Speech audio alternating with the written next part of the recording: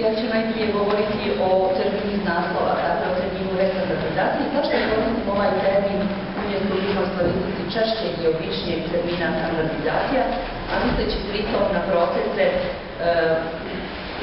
stvaranja odjelih standardnih jezika bosanskog, crnogorskog, hrvatskog i srpskog u posljednjih 20 godina.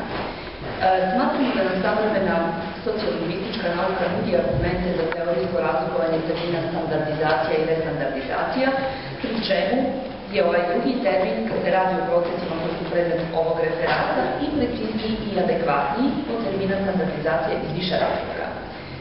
Oba ova procesa su sastavnice jezičkog planiranja, a pošto u sociolingvističkoj literaturi postoje različita tumačenja odnosa između jezičke politike, jezičkog planiranja i standardizacije, ja ću ukratko predstaviti svoje shvatanje tog odnosa koji je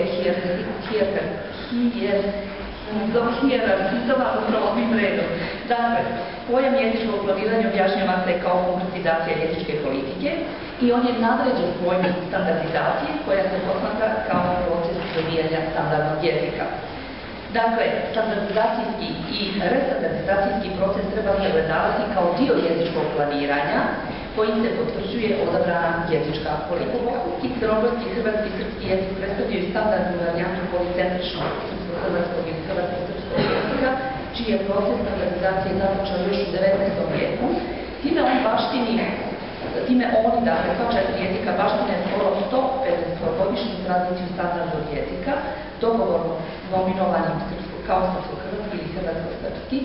I iz tog razloga ja sam u nekim svojim ranijim radovima zastupala ideju da normiranje tih jezika treba ići samo na ovu posljednju fazu ili fazu rekonstrukcije i prepravljanja norme.